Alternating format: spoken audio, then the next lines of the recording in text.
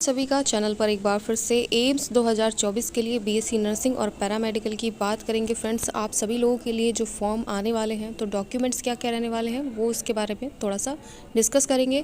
तो फॉर्म कब तक आ जाएगा इसका तो अभी देखिए कोई भी ऐसा नोटिफिकेशन या फिर कोई भी इन्फॉर्मेशन अभी नहीं है। बस एक एक्सपेक्टेशन है कि इस मंथ में आपका फॉर्म आने के चांसेस हैं।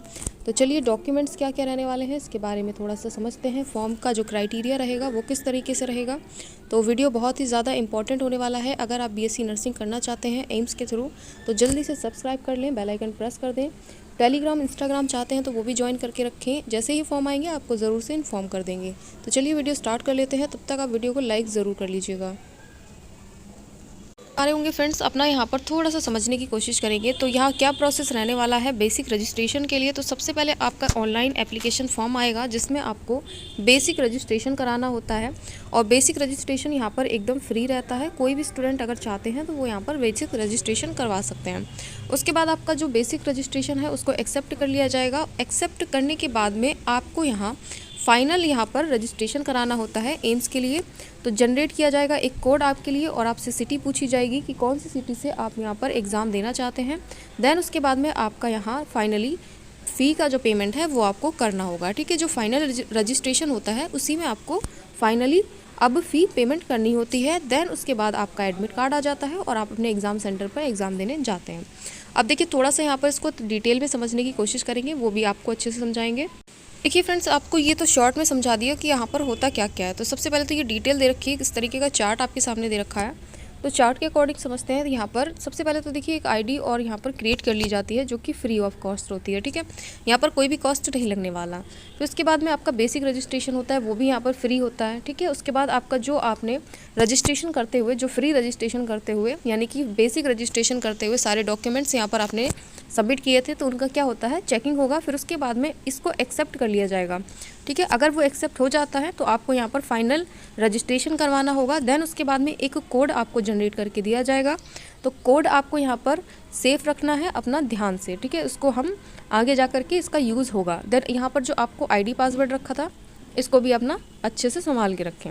उसके बाद क्या होता है आपका फाइनली रजिस्ट्रेशन हो जाता है। उसके बाद आपकी जो सिटी है आपने चूज़ कर ली, कहाँ पर आपको यहाँ पर आप कहाँ एग्ज़ाम देना चाहते हैं वो आपने बता दिया।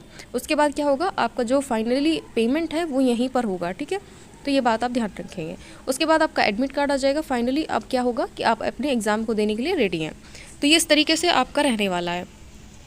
अब देखिए फ्रेंड्स, यहाँ पर जो डॉक्यूमेंट्स हैं इसमें थोड़ा सा और ओबीसी वाले जो स्टूडेंट हैं उनके लिए थोड़ा सा इन्फॉर्म करना चाहूँगी फ्रेंड्स कि यहाँ पर जो आपका कह सकते हैं कि ओबीसी का जो सर्टिफिकेट होता है फ्रेंड्स वो यहाँ पर जून 2023 से लेकर के आपका जून 2024 के बीच का ही होना चाहिए। ये आपको ध्यान रखना है। ठीक है, और अगर आप यहाँ पर पीएच के हैं यानी कि फिजिकल हैंडीकैप है तो आपका भी जो सर्टिफिकेट है वो ज़रूर आप बनवा लीजिएगा। ठीक है, उसके बाद थोड़ा सा और यहाँ पर चीज़ें हैं वो भी देख लीजिए। तो यहाँ पर देखिए फ्रेंड्स, मैं आपको बेसिक रजिस्ट्रेशन करते हुए जो कह सकते हैं कि डॉक्यूमेंट्स हैं वो लगने वाले हैं, इसका थोड़ा सा आपको ध्यान रखना पड़ेगा। तो देखिए जो आपका नेम है वो हर जगह मैच करना चाहिए। ठीक है, ऐसा नहीं है कि आपका कहीं और नाम कुछ और चल रहा है और आपके आधार कार्ड में कुछ और है और 12th की मार्कशीट में कुछ और है। तो सब जगह आपका नाम सेम होना चाहिए। आपके 12th की जो मार्कशीट है उसमें जो नाम आपका रहा है वो हर डॉक्यूमेंट में मैच होना चाहिए। ठीक है, उसके बाद आपका फादर नेम, मदर्स नेम और जो एड्रेस है आपका यहाँ पर आधार कार्ड के थ्रू जो एड्रेस रहेगा वही आपको डोमिसाइल सर्टिफिकेट में भी लगाना है और वही आपका मैच करना चाहिए। अगर मैच नहीं करता है तो आपका जो बेसिक रजिस्ट्रेशन है वो रिजेक्ट हो जाएगा। इस बात को आप ध्यान रखेंगे। देन उसके बाद देखिए डेट ऑफ बर्थ की बात करें तो डेट ऑफ बर्थ आपका सभी जगह मैच होना चाहिए क्योंकि जब वेरिफिकेशन होता है ना तो बेसिक जो रजिस्ट्रेशन आपने करवाया है और कुछ भी उसमें कह सकते हैं कि एरर आ गया या फिर कोई भी उसमें मिस्टेक कुछ भी डिटेल आपकी मिसमैच हो गई है या मैच नहीं हुई है तो उसको रिजेक्ट कर दिया जाता है। तो इन चीज़ों का आपको ध्यान रखना बहुत ही ज़रूरी है। तो यहाँ पर please have relevant valid certificate well in hard OBC certificate. जैसे मैंने बताया फ्रेंड्स कि आपका जो ओबीसी का सर्टिफिकेट है वो जून 2023 से लेकर के आपका जून 2024 के बीच का होना चाहिए। अगर आपने इशू नहीं कराया है तो अभी इशू कराने के लिए जाइए और इशू करवा लीजिए, उसको अप्लाई कर सकते हैं। ठीक है, तो ये सारी चीज़ें आपको क्लियर होनी चाहिए। उसके बाद में कोई डिसेबिलिटी है आपके पास में, ठीक है, डिसेबिलिटी सर्टिफिकेट है तो उसको भी आप बनवा लीजिए दोबारा से। ठीक है, वो भी ज़्यादा बेटर रहेगा क्योंकि कोई भी रिस्क ना हो तो वो ज़्यादा बेटर रहता है, क्योंकि फाइनली अब आपका जो ये इंतज़ार कर रहे थे फॉर्म का, तो फॉर्म आने ही वाला है। तो इसके लिए आपको सभी चीज़ों के लिए प्रिपेयर रहना चाहिए फ्रेंड्स, ठीक है। तो यहाँ पर देखिए कह सकते हैं कि पर्सनल और अदर डाटा में आपका जो ID कार्ड डिटेल है, तो बेसिक रजिस्ट्रेशन करते वक्त आप क्या क्या यूज़ कर सकते हैं, जैसे आधार कार्ड यूज़ कर सकते हैं आप, ठीक है। उसके बाद आप पासपोर्ट यूज़ कर सकते हैं, पैन कार्ड यूज़ कर सकते हैं, वोटर ID कार्ड यूज़ कर सकते हैं। तो यहाँ पर इसको जो चाहे आपके पास में हो, लेकिन ज़्यादातर लोग क्या करते हैं कि आधार कार्ड का ही यूज़ करते हैं। तो बेसिकली आप आधार कार्ड का ही यूज़ करें, वो ज़्यादा बेटर रहता है, ठीक है। तो इन सब चीज़ों का आप अलग से कोई भी इशू क्रिएट ना करवाएं अपने लिए, जो आगे जाकर अपनी प्रॉब्लम को बढ़ाए, ठीक है। जो सिग्नेचर है, इस तरीके से आपका सिग्नेचर लिया जाएगा। आपको सिग्नेचर करना है, थंब लगेगा, आपका फ़ोटो लगेगा। तो फ़ोटो के लिए भी आपको यहाँ पर देखिए कलर्ड फ़ोटो टेकन प्रोफेशनली, आपको यहाँ पर कलर्ड फ़ोटो लगानी है, ये बात ध्यान रखें, ठीक है। ब्लैक एंड वाइट फ़ोटो नहीं चलेगा, तो कलर्ड फ़ोटो का ही इस्तेमाल करें। उसके बाद आपका रजिस्ट्रेशन फाइनल हो जाएगा, तो अपना ID पासवर्ड अपने पास रखें, और जो वो कोड आएगा आपके पास में उसको भी सेव करके रखना है, उसको खो मत देना, ठीक है। वो आगे चल के आपके काम आएगा, यूज़ में आएगा, ठीक है। तो उसके लिए यहाँ पर आपको करना क्या है, थोड़ा सा वेट करना है, बस फॉर्म आने ही वाले हैं।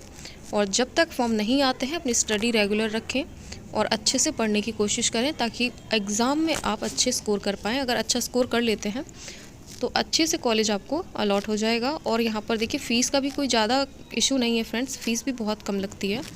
तो कोशिश करें कि सभी लोग अपना जल्दी से अपनी स्टडी कंप्लीट करें, फिर उसके बाद अपना रिवीजन करें और अपना अच्छे से एग्ज़ाम दें। और आशा करती हूँ फ्रेंड्स, आप सभी लोग जो भी एग्ज़ाम में बैठें उनका सभी का सिलेक्शन हो। मेरी तरफ से हमेशा आपके लिए वेल विशेस हैं, ठीक है। तो अभी के लिए इतना ही। अगर आप नए थे चैनल पर तो जल्दी से सब्सक्राइब कर लें, बेल आइकन प्रेस कर दें। टेलीग्राम इंस्टाग्राम चाहते हैं तो ज्वाइन करके रखें। और कोई भी आपको इशू है या फिर कोई भी दिक्कत आ रही है तो मुझे कमेंट आप कर दीजिए, उसका रिप्लाई करने की कोशिश करूँगी। और काफ़ी सारे वीडियो मैंने एम्स के ऊपर यहाँ पर आपको, ताकि कोई डाउट ना हो, वो मैंने चैनल पर ऑलरेडी अपलोड कर दिए हैं। सिलेबस से रिलेटेड सारी चीज़ें मैंने आपको बता दी है, कौन कौन फिलअप कर सकते हैं, कौन कौन नहीं कर सकते हैं, सारी मैं चीज़ें ऑलरेडी बताती हुई चल रही हूँ। तो चैनल पे से सारे वीडियोस आप वॉच कर सकते हैं। और अपने जितने भी सर्टिफिकेट हैं फ्रेंड्स, उन सर्टिफिकेट को आप अच्छे से तैयार करवा लीजिए, ठीक है। उसमें कोई भी प्रॉब्लम ना आए और कोई भी इशू आगे चल के क्रिएट ना हो, यही हमेशा उम्मीद रखें, ठीक है। तो चलिए अभी के लिए इतना ही। Thanks for watching. Video like करें, फ्रेंड्स को शेयर करना ना भूलें।